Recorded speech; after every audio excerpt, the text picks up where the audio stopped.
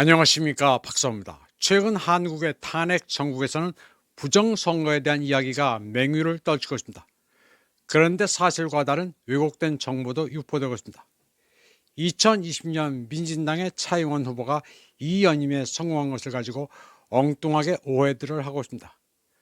타이완은 홍콩이 중국에 먹히는 것을 보고 국민들이 들고 일어나 선거 제도를 바꾸었다는 스토리입니다. 일각에서는 당일 투표, 투표함 이동 금지와 수개표를 도입해 선거를 공정하게 치르는 덕에 민진당이 승리했다는 주장을 하고 있습니다. 그러나 당시 타이완에서는 선거 제도가 바뀐 일이 없습니다. 당일 투표, 투표함 이동 금지, 수개표 방식은 예전부터 관행이었습니다. 그대로 해오던 것이지 국민들이 들고 일어나 바꾼 게 아닙니다. 2020년 차잉원이 승리한 최대 이유는 홍콩 사태에 따른 공포감이 주요했습니다. 그래서 해외에 머무르던 사람들도 귀국해 적극적으로 민진당의 차잉원에 표를 던졌습니다. 홍콩 다음에는 타이완이 중국 공산당에 먹힐 수 있다는 경각심이 민진당의 승리에 한몫을 했습니다. 중국 공산당에 맞서 자유민주주의를 지키자는 차잉원의 호소가 국민들에게 먹혔습니다. 한국에서는 타이완과 홍콩을 교훈 삼아야 한다는 이야기들이 많습니다. 중국이 홍콩처럼 인구로 잠식하는 수법으로 한국도 먹으려 하고 있다. 그리고 한국도 이미 사회 전 분야에서 70% 이상 중국에 먹혔다고 주장하는 분들이 있는데 이 부분은 어느 정도 맞는 얘기라고 생각합니다. 그런데 정작 한국의 병폐는 정치인들입니다. 중국 조선족들을 동포라고 수용하면 이들이 표로 연결된다는 얄팍한 계산을 했던 민주당의 사고는 난민들을 무작정 받아들이는 바이든의 미국 민주당과도 유사합니다. 중국 조선족들을 우대해온 관행이 한국을 망국으로 이끌고 있습니다. 그런데 이는 중국이 강요를 한 것도 아니고 한국 정치인들의 자발적 4대 행위였습니다. 건강보험 혜택을 비롯해 그들이 3년을 거주하면 영주권에 지방선거 투표권까지 주는 미친 정책을 도입한 것은 정치인들입니다. 지방선거 투표권까지 줘가면서 중국이 선거에 개입하려 한다고 떠드는 것 자체가 코미디입니다. 나라를 중국에 넘기는 데는 여야가 따로 없었습니다. 또 투자이민 제도로 제주도를 중국인 천지로 만든 것은 여당 정치인의 작품입니다. 대중관계에서는 한국 정치인들의 사대주의가 가장 큰 문제입니다. 중국 앞에 서기만 하면 작아집니다. 중국과 교류한다는 명목으로 국내에서 이권으로 돈벌이를 할 아이템을 물어오는 게 정치인들의 특징입니다. 기성 여야 정치인들을 선거에서 응징하면 한국은 절대 중국에 먹힐 일이 없습니다.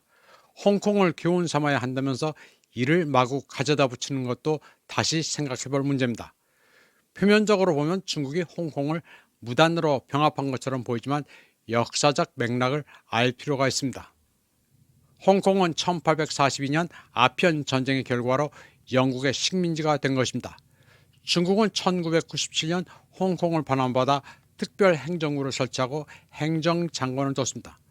그리고 2047년까지 일국 양제를 하기로 약속했습니다.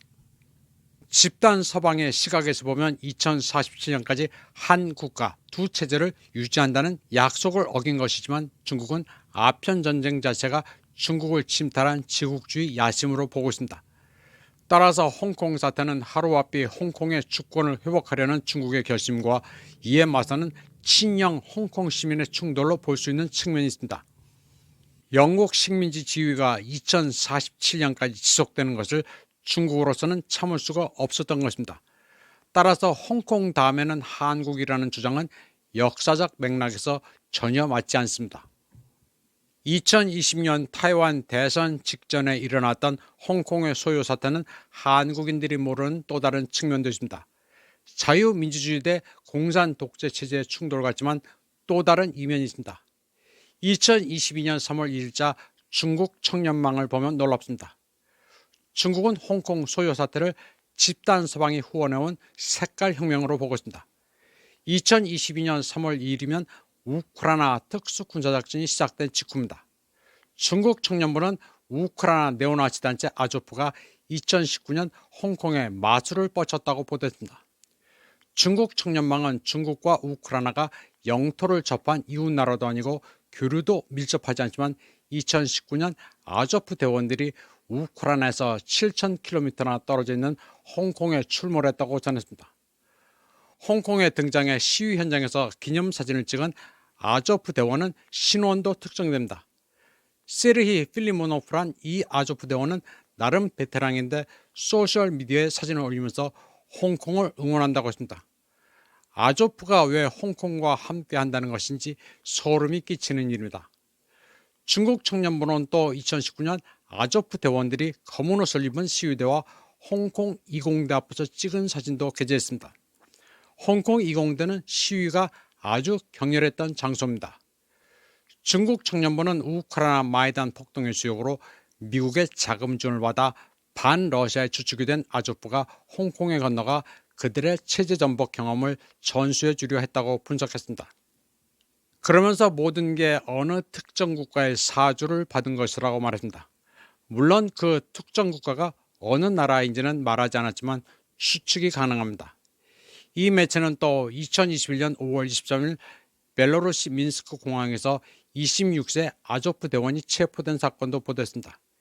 16세부터 10년 동안 테러 경험을 쌓고 벨로루시에서 온갖 소요 사태에 가담해온 아조프 대원이 적발됐다는 기사입니다. 용병 형태로 아조프에 가담한 이 청년은 2015년 아조프 잡지 검은 태양의 표지 인물로 실리기도 했다고 중국 청년부는 전했습니다. 중국이 러우전에서 우크라이나 편을 들지 않는 데는 분명한 이유가 있습니다.